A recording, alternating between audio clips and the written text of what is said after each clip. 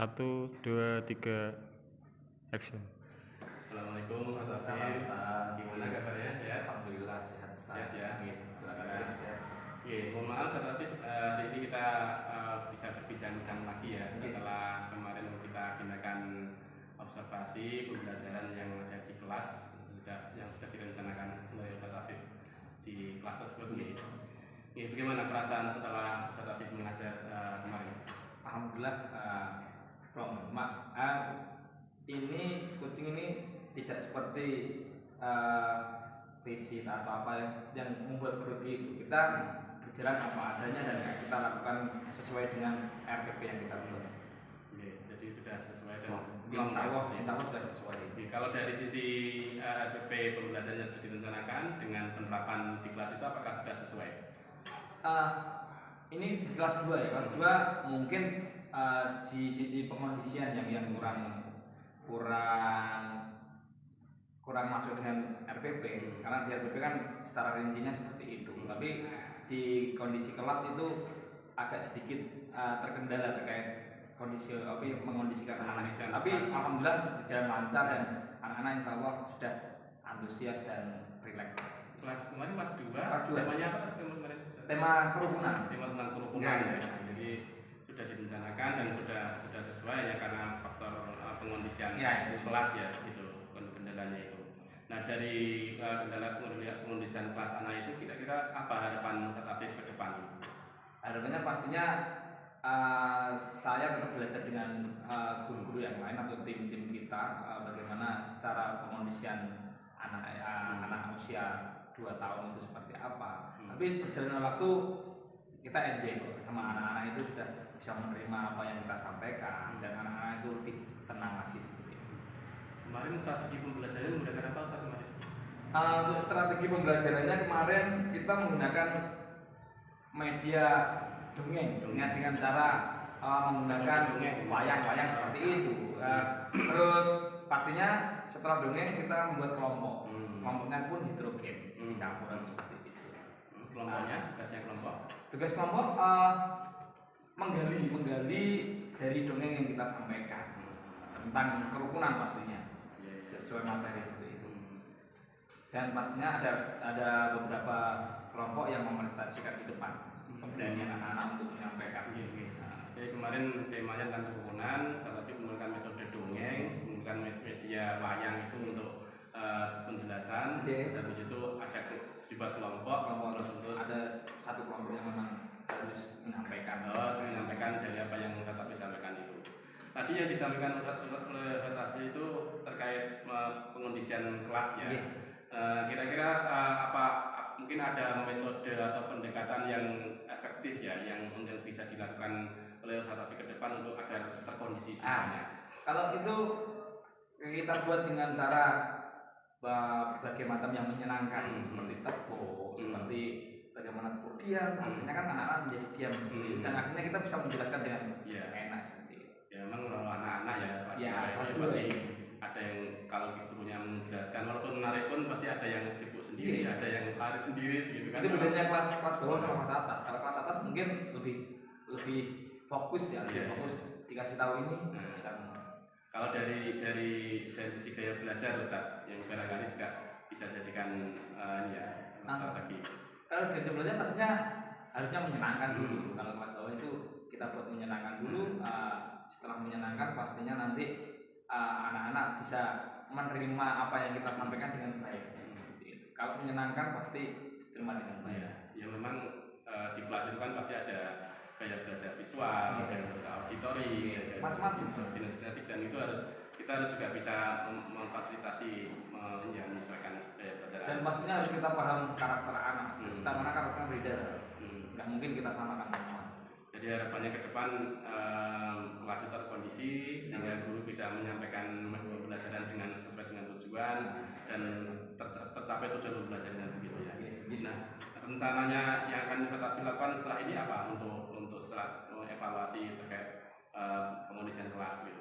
Oh ya, pastinya kita di lembaga ini kan ada beberapa struktur ya. Ada yang kurikulum. Pastinya kita minta atau referensi dari kurikulum bagaimana, ini bagusnya seperti apa. Dan kita pastinya di kelas 2 itu ada tim teaching.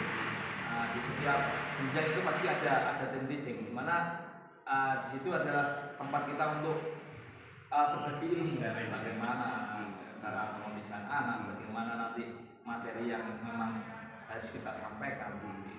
Jadi nanti Ustaz Afif akan melibatkan tim teaching untuk sharing pengalamannya dan juga pakar kurikulum untuk masukannya agar nanti pembelajaran lebih menyenangkan, bermakna dan kondusif istilahnya dan sesuai dengan tujuan pembelajaran begitu ya.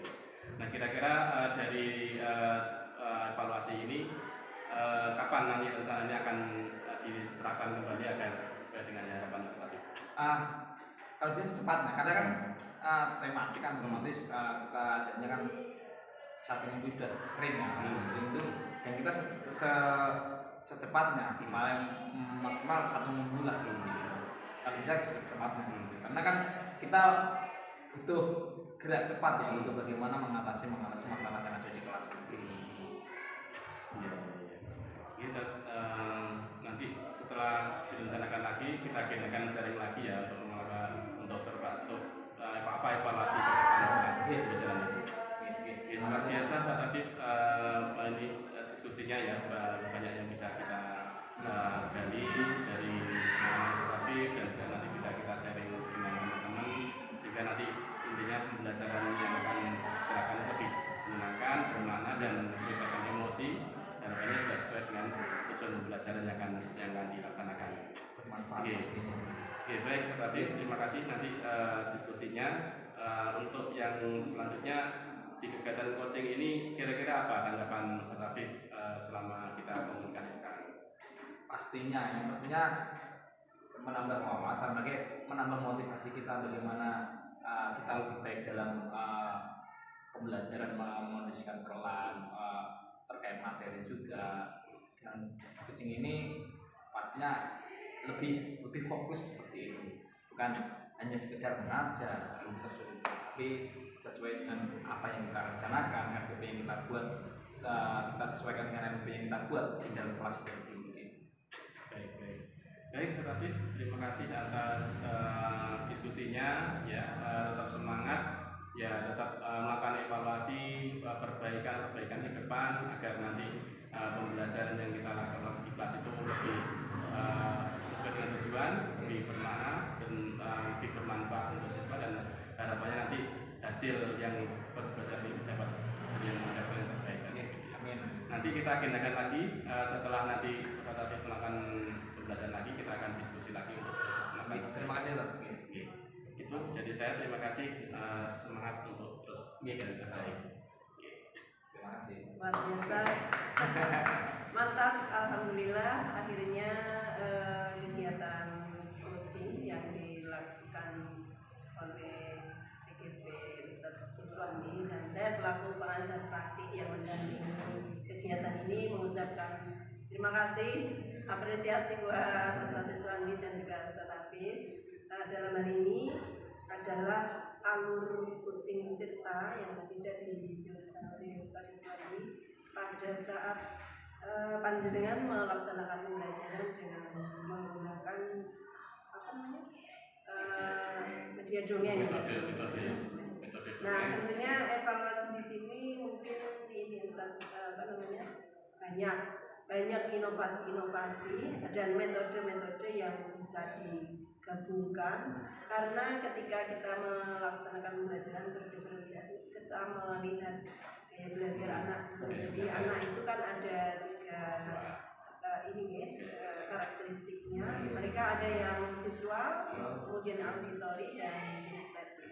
Mungkin bagaimana kita pembelajaran diferensiasi itu memberikan metode yang sesuai dengan yang dibutuhkan. Ada anak itu yang tidak suka bergerak, ada yang suka melalui pendengaran, sehingga kita sebelumnya harus bisa memetakan. Saya menggunakan metode apa untuk menyampaikan materi sehingga pembelajaran di kelas itu bisa menggunakan bermacam-macam metode, tetapi anak nyaman, anak merasa senang, jadi enjoyful ya di kelas itu terjadi pembelajaran yang apa namanya menghibur, menyenangkan, ya, happy, ya.